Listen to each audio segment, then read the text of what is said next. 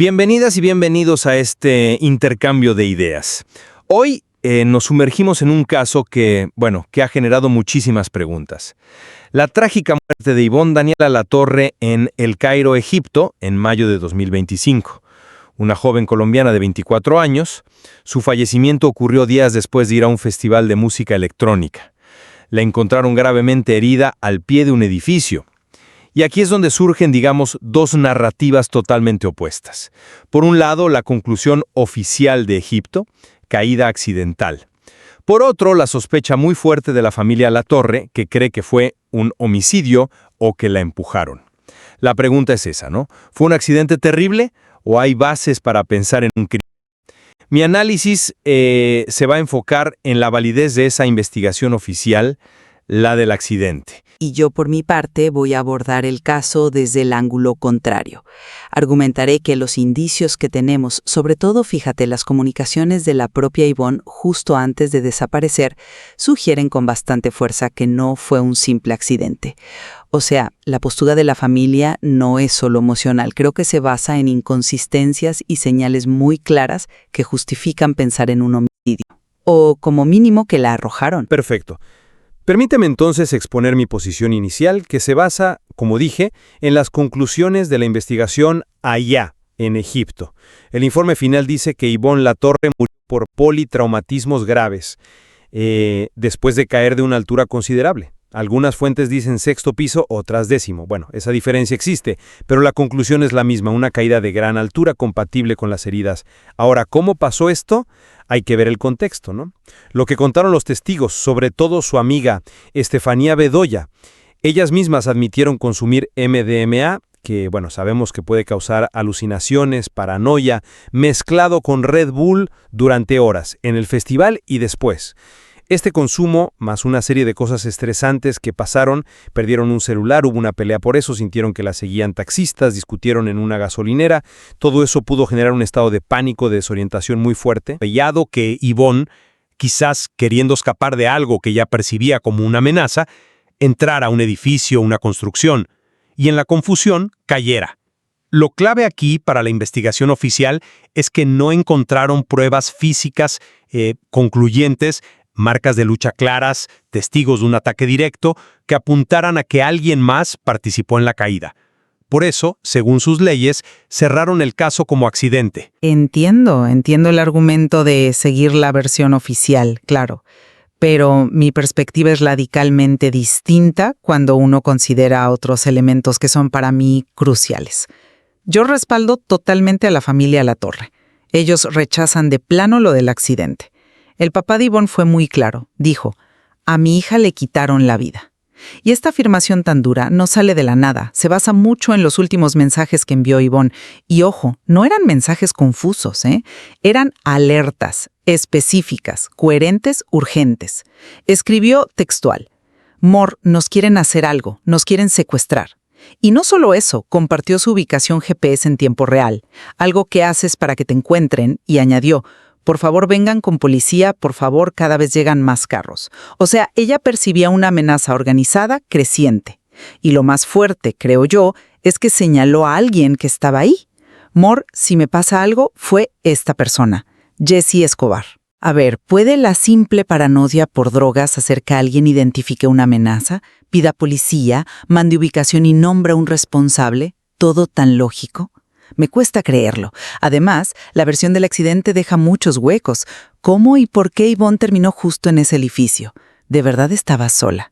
Y no podemos ignorar lo que vio Estefanía Bedoya en el hospital. Describió aruñones o marcas en los brazos de Ivonne. Esas marcas son de una simple caída. Podrían ser de una lucha, ¿no? Si a eso le sumas las contradicciones tan notorias en los relatos de Estefanía y Jessie Escobar, pues la duda sobre el accidente se hace mucho, mucho más grande. Comprendo la inquietud que generan esos mensajes, de verdad, y las dudas que plantea son legítimas. Son elementos perturbadores, sí. Pero permíteme insistir en la interpretación de la caída y esos mensajes desde la perspectiva que aceptó la investigación oficial, considerando la toxicología y la psicología. La mezcla de MDMA, no dormir, más el estrés que ya mencioné, sí puede causar episodios psicóticos agudos. Y ojo, estos episodios no siempre son incoherentes, ¿eh? A veces se manifiestan como delirios de persecución muy bien estructurados, muy vívidos. La persona cree de verdad que está en peligro y actúa así, aunque la amenaza no sea real. Objetivamente, sentir que la siguen carros, desconfiar de gente conocida como Jessie, con quien según los relatos acababa de discutir por el celular perdido, todo eso encaja, lamentablemente, en un cuadro paranoico severo. Que entrar a un lugar alto, aislado, como un edificio en construcción. Podría ser un intento desesperado por huir de esa persecución que sentía.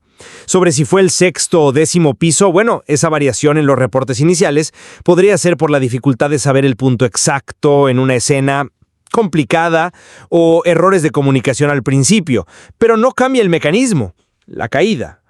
Y repito, lo clave para la conclusión oficial fue que no se reportó evidencia física directa de un forcejeo o ataque en la escena que contradijera la hipótesis del accidente por pánico.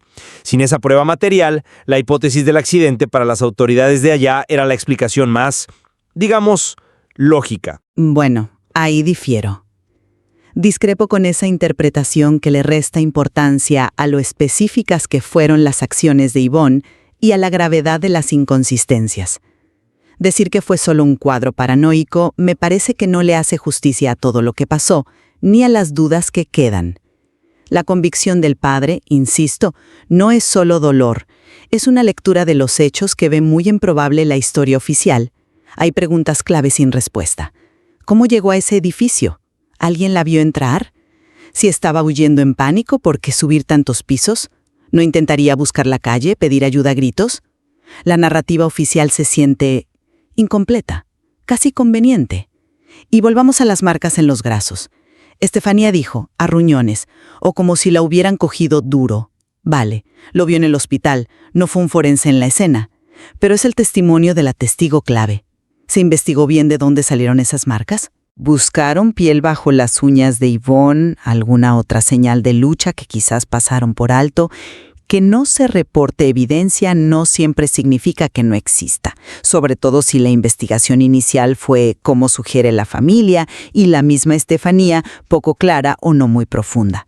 Esas marcas, junto con los mensajes, refuerzan la idea de que pudo haber una interacción física violenta justo antes de caer.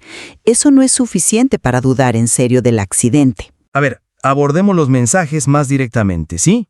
Parecen tener una estructura lógica, pero el contenido «nos quieren secuestrar», «culpar a Jessie», es justo el tipo de pensamiento persecutorio que puede aparecer bajo el efecto de sustancias como el MDMA, sobre todo si se mezcla con miedo real, sentirse observadas por extraños, el incidente del celular.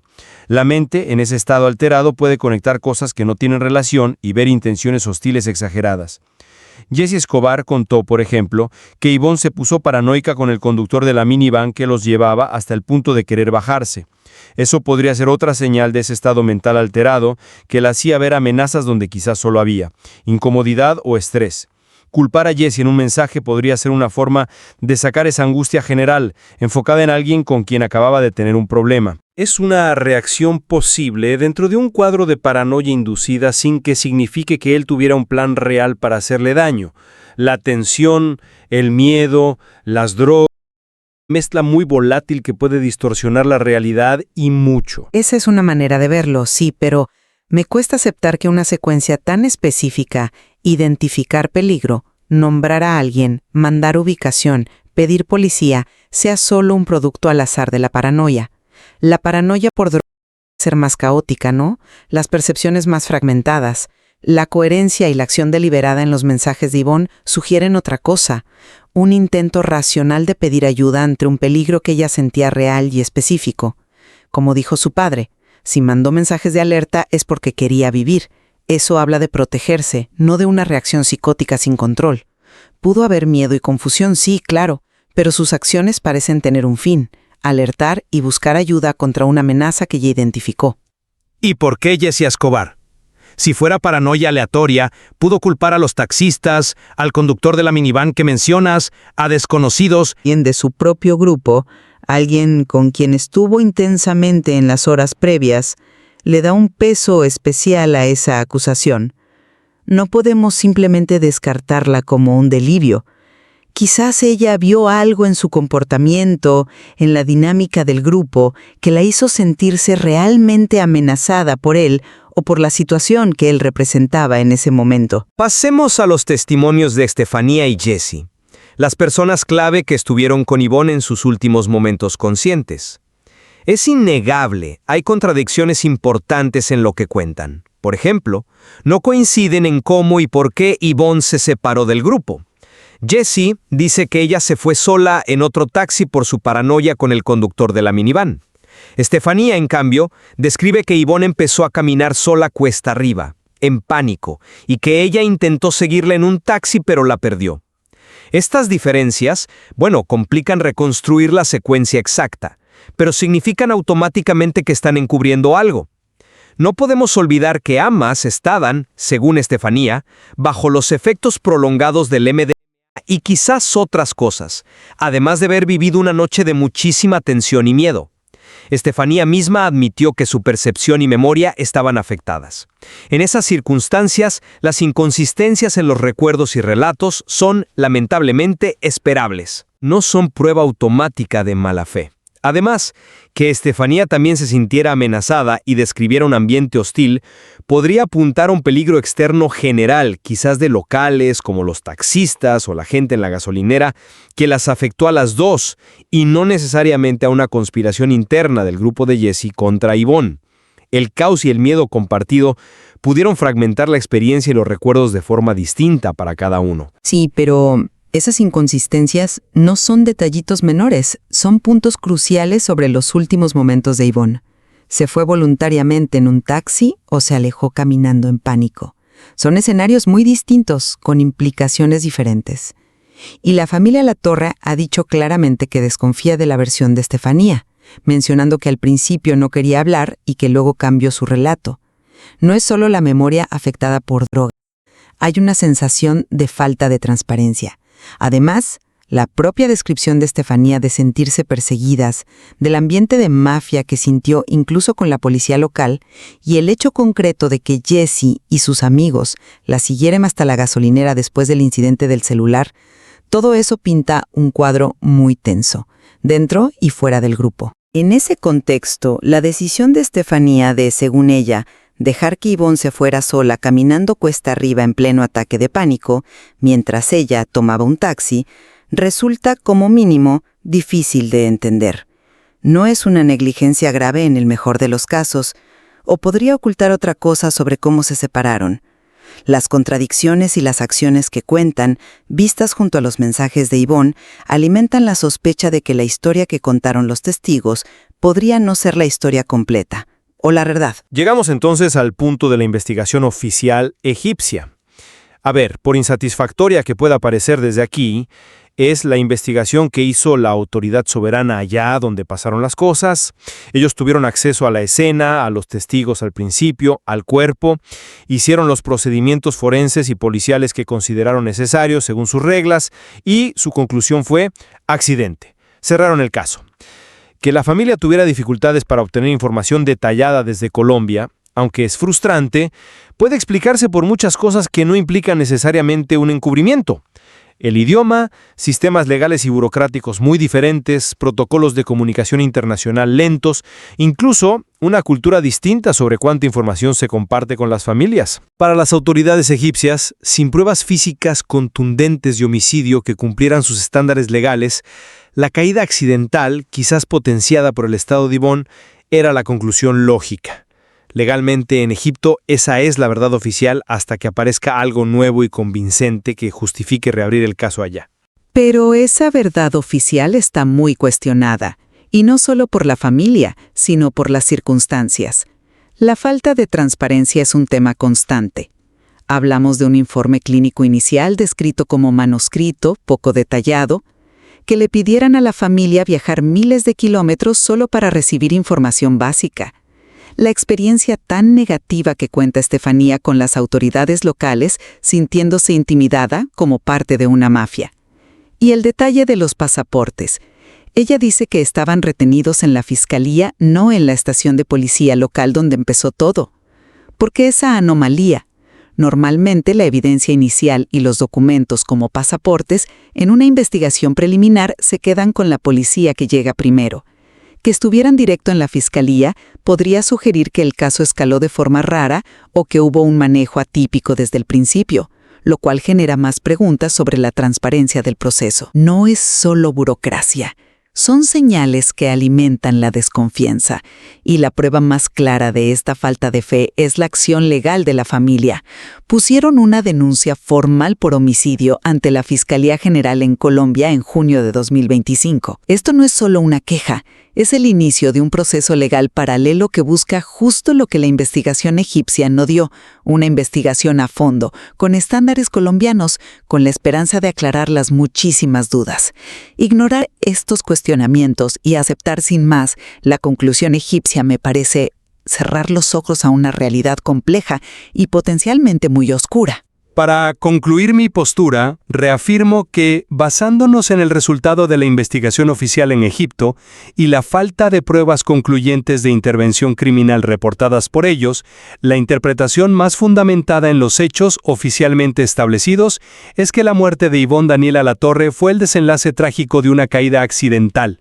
Considero que una combinación de factores, el consumo de sustancias que alteraron su percepción, el estrés extremo por sentirse perseguida, la situación conflictiva con su grupo y un entorno desconocido y hostil, confluyeron de manera desafortunada, llevándola a una situación de pánico que terminó en la caída fatal, sin que se haya podido demostrar, según los estándares egipcios, que terceros causaran esa caída. Por mi parte, concluyo manteniendo la firme convicción, en línea con la familia Latorre, de que existen elementos de peso para sospechar fundadamente de un acto criminal.